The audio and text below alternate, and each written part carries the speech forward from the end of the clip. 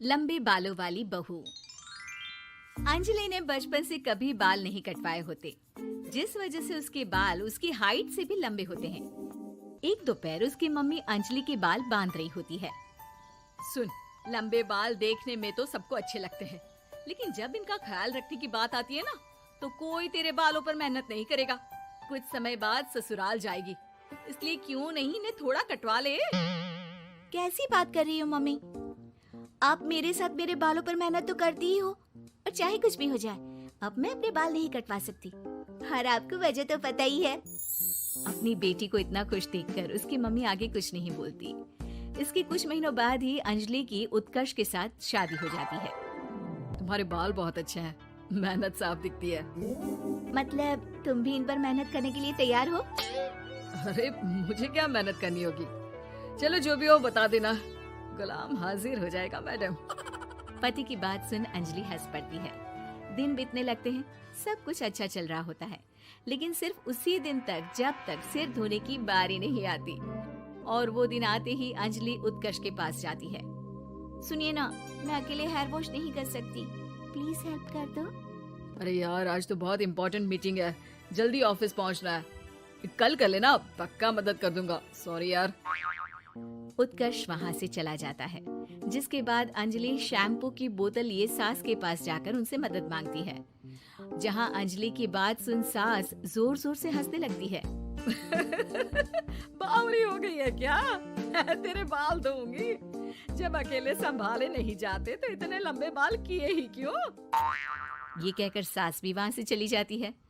अंजलि मन ही मन सोचती है, मम्मी सही बोलती थी, तारीफ सब करेंगे, पर थोड़ी भी मेहनत कोई नहीं करेगा। अब अंजलि खुद ही हेयर वॉश करने बाथरूम में चली जाती है। इस बात को 3 घंटे बीत जाते हैं, लेकिन अंजलि बाथरूम से बाहर नहीं निकलती। सास बाथरूम का दरवाजा खटखटाती है। अरे ओ महारानी, अंदर घर बसाने का प्लान है क्या? यहाँ सारे काम पड़े हैं, तेरे बालों की वजह से हम क्या भूखे मर जाएं?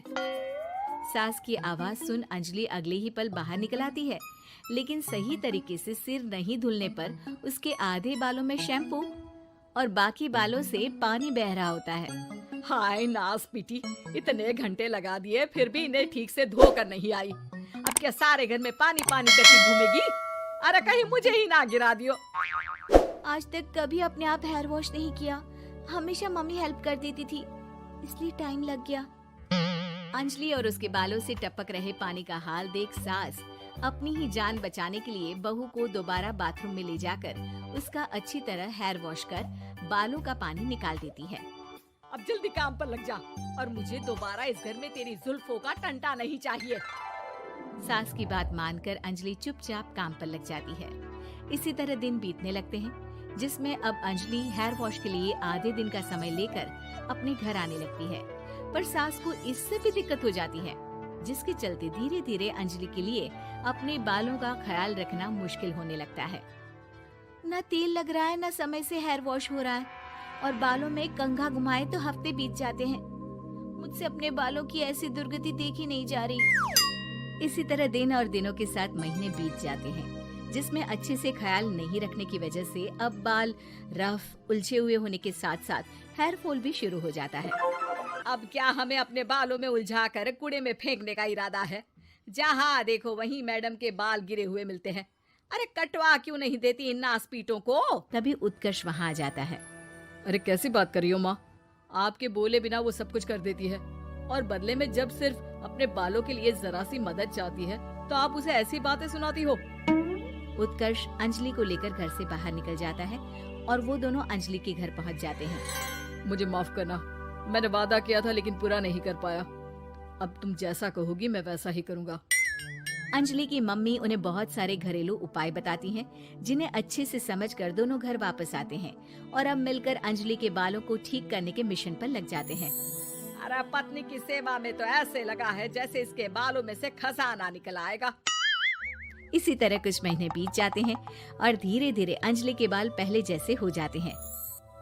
आधा सफर तो कंप्लीट हुआ, अब आधा बचा है। हाँ, कौन सा आधा? मैं समझी नहीं। मम्मी। अब अपनी मम्मी को बहू की कीमत समझाने के लिए पहले उत्कर्ष उनकी सब सहेलियों को घर बुला लेता है। और फिर अंजलि को उनके सामने लेकर जाता है, जिसे देख वहाँ बैठी सास की सभी सहेलियों का मुंह खुला का खुला रह जाता है। अरे वाह, तेरी बहू के बाल कितने सुंदर है। आज से पहले हमने कभी इन पर ध्यान कैसे नहीं दिया। और वैसे इतने लंबे बाल संभालना सबके बस की बात नहीं, लेकिन तुम्हारी बहू को देखकर लगता है कि ये इसमें प्रो है। वैसे बहू, लंबे बाल देवी के भी होते हैं और चुड़ैल के भी, इसलिए अपने अंतर्मन में कभी कुछ बुरा मत आने देना और इस घर के लिए लक्ष्मी का रूप बनना।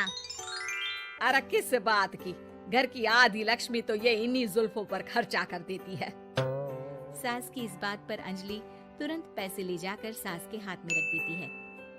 अब मुझे सबके सामने नीचा दिखाने के लिए पैसे दे रही है क्या? नहीं नहीं मम्मी जी, पैसे आपको इसलिए दिए हैं क्योंकि ये उन्हीं बालों की कमाई है जिन्हें आप रात दिन कोसती रहती हैं।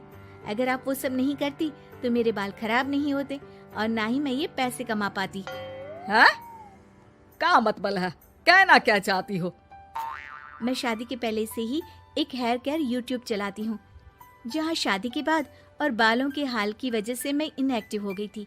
पर उस दिन जब उत्कर्ष और मैं मम्मी के पास उपाय पूछने गए तो आइडिया आया कि अपनी हेयर प्रॉब्लम्स ओवरकम करने के साथ साथ इस प्रोसेस की वीडियो बनाकर उसे भी यूट्यूब पर डाल दूँ तो। और अंजलि की इस आइडिया से वीडियो हिट हो गई, चैनल के सब्सक्राइबर भी बढ़े, साथ में व्यूज और पैसे भी मिले जो इसने आपको देने के लिए सोचा। बहू की बातें सुन सास को अपने बर्ताव पर पछतावा होता है और अब सास, बहू और पति सब मिलकर हेयर केयर और यूट्यूब चैनल पर काम करने लगते हैं।